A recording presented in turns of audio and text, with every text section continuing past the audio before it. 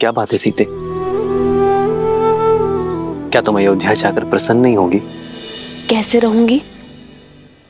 अयोध्या जाकर आप राजा होंगे, अपने कर्तव्य और प्रजा पालन में डूब जाएंगे। फिर मुझे कहाँ आपके साथ इतना समय मिलेगा जो यहाँ वनवास में मिलता है।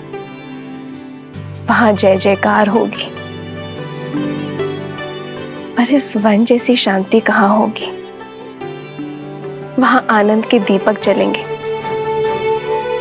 पर जुगनुओं का दिव्य प्रकाश कहाँ होगा। ना ऐसी शांत नदी होगी और ना ऐसी पुष्प वर्षा। तो मेरे लिए तो हानि ही होगी ना आर्य।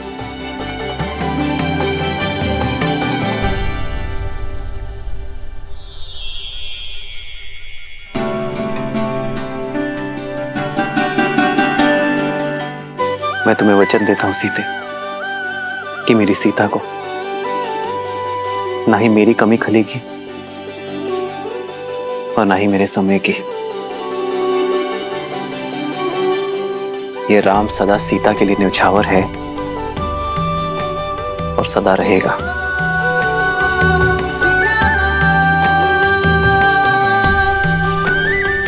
कदाचित ये क्षण कभी समाप्त ना हो। कदाचित मैं जीवन भर के लिए ऐसे ही आपके कंधे पर सर रखकर बैठी रहूं, सदा सदा के लिए अपने श्री राम के पास।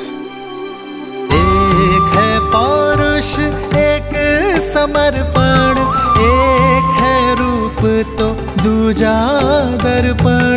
जन्म जन्म का है ये संगम, राम रतन सीता वैभव धन। सिया राम सिया राम सिया राम सिया राम।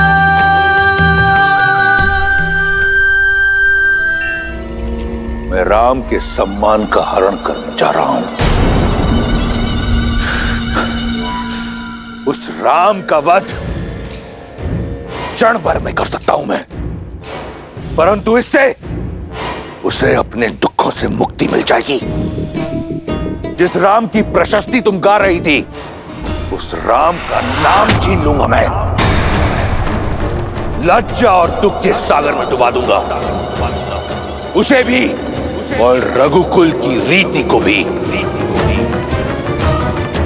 धीरे धीरे करके मारूंगा। सबसे पहले मैं उसकी सबसे प्रिय वस्तु छीन लूंगा। वो संसार के कोने कोने में भटकेगा, ढूंढेगा उसे, परंतु रावण के विरुद्ध कोई उसकी सहायता नहीं करेगा। निराशा और ग्लानि से पहले वो मरेगा, फिर उसका भाई लक्ष्मण, और वहां अयोध्या में उसकी प्रतीक्षा करते हुए उसका भाई भरत स्वतः ही आत्महत्या कर लेगा, बिना एक राक्षस के लहू बहाए। मैं रघुकुल को लहूलुहान कर अपने कुल के नाशक से प्रतिशोध लूंगा, और उसके बाद सब ओर से निराश सीता को निर्विरोध लंका की रानी बनाऊंगा।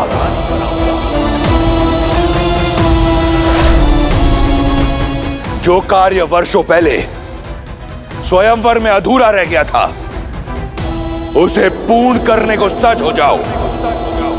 सीता का स्वागत।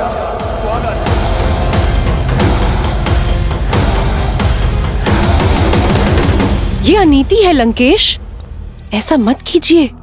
अपनी बहन और राज्य के सम्मान के लिए युद्ध लड़ना वीरों का धर्म होता है।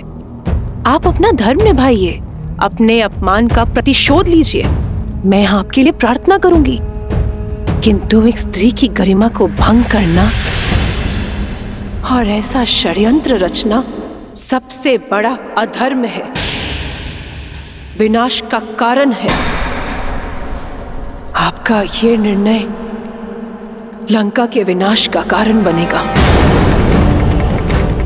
मेघनाथ कभी आपको यह अनुचित नीति अपनाने नहीं देगा। उचित, अनुचित, धर्म, अधर्म, इसका पाठ मैं किसी से पढ़ना नहीं चाहता। मेघनाथ इस योजना में सम्मिलित नहीं होगा। इसके लिए मेरे फेंके टुकड़ों पर पल रहा मेरा दास ही पर्याप्त है, और यही होगी उसकी निष्ठा की परीक्षा। नहीं, मैं आपको ये पाप कदापि नहीं करने दूंगी। सावधान! मैंने तुमसे अनुमति नहीं मांगी, और तुम तो क्या, इस संसार में कोई लंकेश को चुनौती नहीं दे सकता।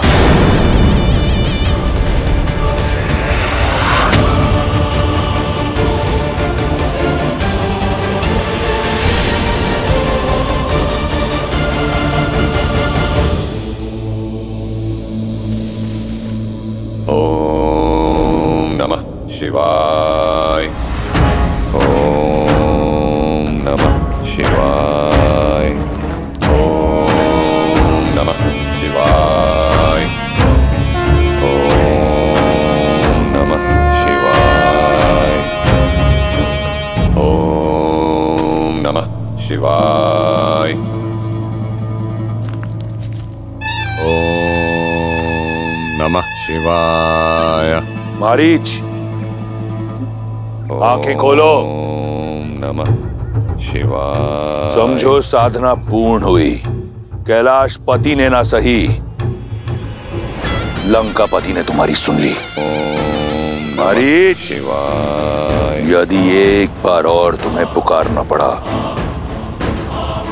तो वो अंतिम शब्द होंगे इस जीवन में जो तुम सुनोगे। लंकेश महाराज, आप यहां? मुझ जैसे तुच्छ सेवक के यहां आपको आने की क्या आवश्यकता पड़ी? उद्धार के लिए। अगर सेवक स्वामी के किसी काम आए तो इसमें सेवक का उद्धार होता है। अपने प्रतिकार के लिए मुझे तुम्हारी आवश्यकता है। आपकी सेवा में मुझे सुख मिलेगा, परंतु संसार के सबसे बलशाली वीर को मुझ जैसे तुच्छ की क्या आवश्यकता पड़ गई महाराज? मेरे स्वाभिमान पर प्रहार किया गया है। मेरी बहन के अंग भंग करके उसका अपमान किया गया है, वो भी एक तुच्छ मनुष्य द्वारा। दशानन के क्रोध को ललकार कर किसने अपनी मृत्यु को पुकारा है महाराज? वही वनवासी राम और लक्ष्मण। राम? क्या हुआ मारीच? तुम्हारे मौन में ऋण ना चुकाने का स्वर सुनाई दे रहा है। कोई संकोच है? संकोच नहीं महाराज, संदेह है। मेघनाथ जैसे इतने शक्तिशाली पुत्र के होते हुए मुझ जैसे वृद्ध की सहायता की क्या आवश्यकता पड़ गई महाराज? मेरी इस योजना में मुझे केवल तुम्हारी आवश्यकता है। मैं एक ऐसा व्यूह रचूंगा जिसमें राम और उसका परिवार बिना किसी युद्ध के मारा जाएगा। राम दर दर भटकेगा और सीता पर केवल मेरा अधिकार होगा। राम, वही राम जिन्होंने सहस्त्र गजों की शक्ति वाली मेरी मां ताड़का का वध किया था। पुनः सोच लीजिए लंकेश, कहीं ये आत्म सम्मान का युद्ध आत्महत्या ना बन जाए। मारीच, रावण के समक्ष उसके शत्रु की प्रशंसा करना राजद्रोह है। अब तुम्हारे समक्ष केवल दो ही विकल्प हैं। या तो मेरी योजना में मेरा साथ दो, या तो फिर यमलोक के द्वार खटखटाने के लिए तत्पर रहो। क्या विकल्प चुनोगे? सुनना क्या है महाराज, मृत्यु तो सामने देख रहा हूं। लज्जाजनक हत्या पाने से अच्छा है कि मैं वीर गति पाऊं। आपने शरण दी थी, ऋणी हूं आपका, इसीलिए अपनी मृत्यु का भय नहीं, आपकी सुरक्षा का डर है मुझे, जिससे आप तुच्छ मनुष्य समझ रहे हैं। वो साधारण मनुष्य नहीं है, राम है, राम है वो। और मैं रावण, रावण, वो रावण, काल भी जिसका दास है। प्रस्थान की तैयारी करो मारीच। राधिकार और सीता दोनों मेरी प्रतीक्षा कर रहे हैं।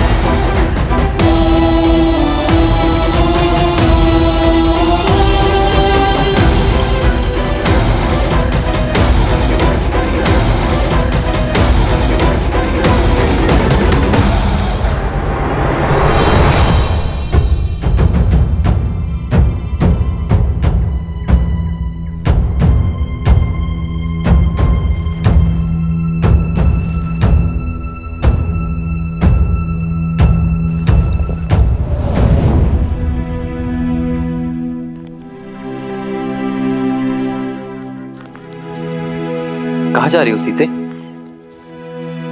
भोजन के लिए जल लेने जा रही हूँ। आओ मैं भी साथ चलता हूँ। नहीं आ रहे, आप क्यों कष्ट करेंगे? जलधारा निकट ही है, मैं ले आऊंगी। कल तो कह रही थी कि अयोध्या जाकर मेरे साथ बिताने को समय नहीं मिलेगा, इसलिए जितना समय हो सके साथ ही रहते हैं। आओ।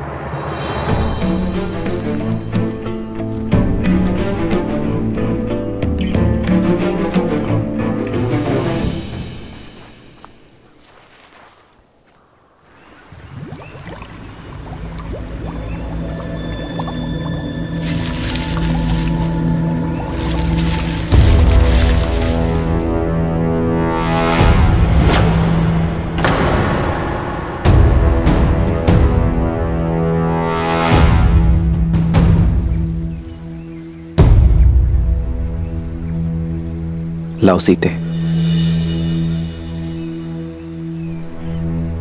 जानती हूं, साथ आने का कारण मेरा साथ नहीं, सुरक्षा है। जब से शूर्पणखा का प्रसंग हुआ है, तब से आप मेरी सुरक्षा को लेकर कुछ अधिक ही सतर्क हो गए हैं। आओ। मुझे विश्वास है रावण आपके समक्ष आने की भूल कभी नहीं करेगा, और यदि की तो उसकी दशा भी वही होगी जो आपके सामने आए अन्य असुरों की हुई। मैं जानती हूं कि आप मेरी सुरक्षा के लिए धरती पाताल एक कर देंगे। मेरी शक्ति का आधार तुम्हारा मुझ पर यह अटूट विश्वास ही है सीते।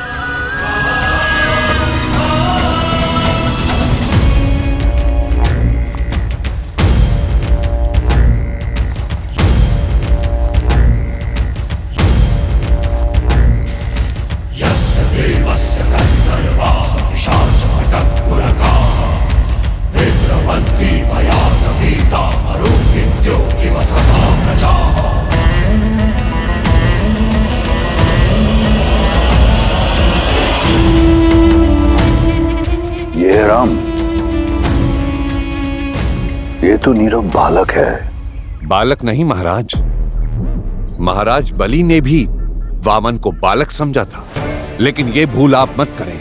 आयु देखकर राम के शौर्य को कम समझना मूर्खता हो सकती है।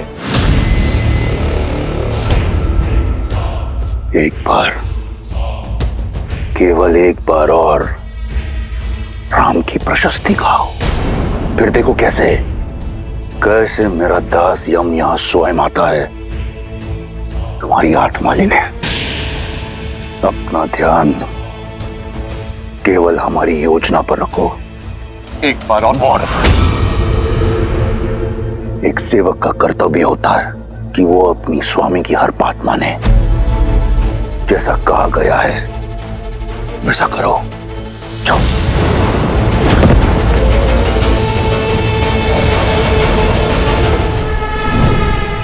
अपने अद्भुत सौंदर्य से मोह लो सीता को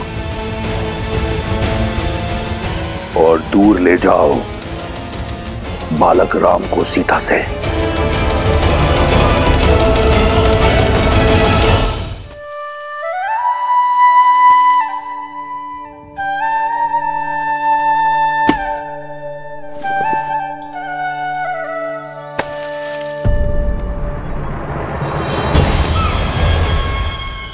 स्वर्ण मृग?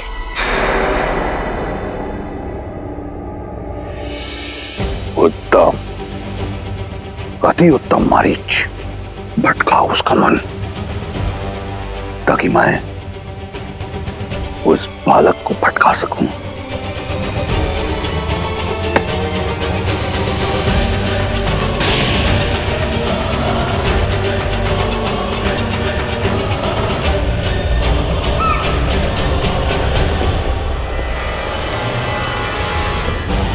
आर्य, लक्ष्मण भैया, देखिए कितना सुंदर स्वर्ण मृग है।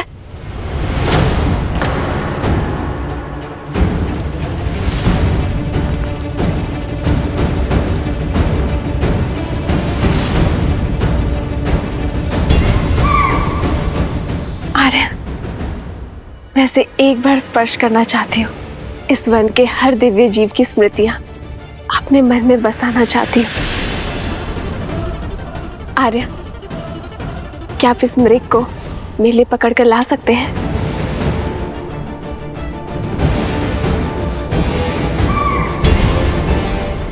स्वर्ण मृग नहीं होते सीते।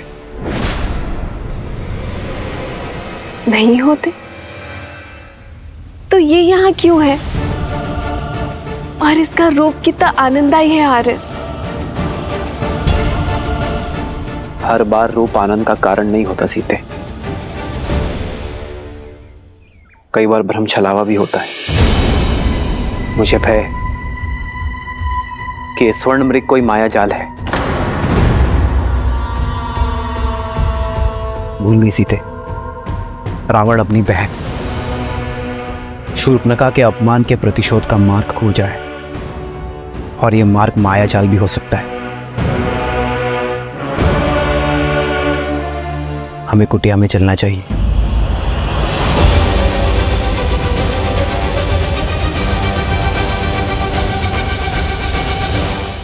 आओ।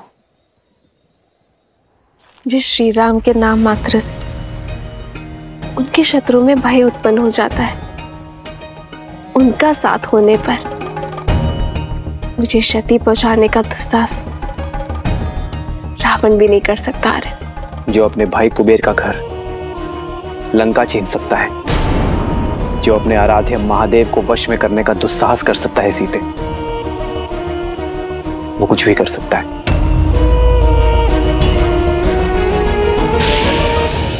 हर चमकने वाली वस्तु स्वर्ण नहीं होती सीते।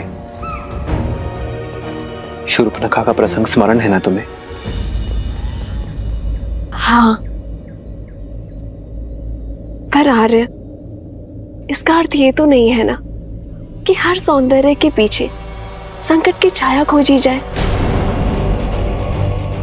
आप एक क्षण को सोचिए, यदि ये मायावी ना हुआ तो क्या इस सुंदर जीव का संरक्षण करना हमारा धर्म नहीं है आर्य?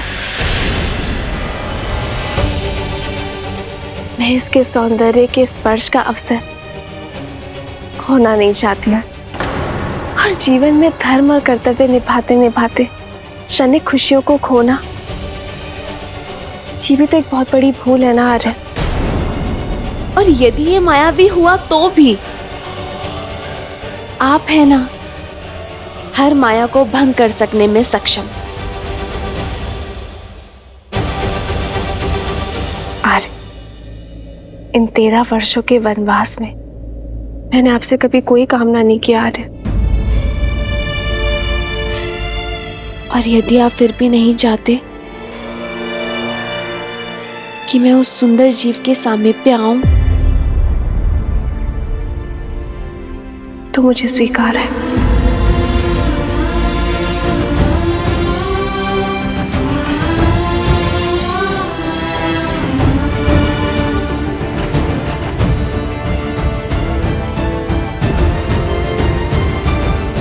सीते,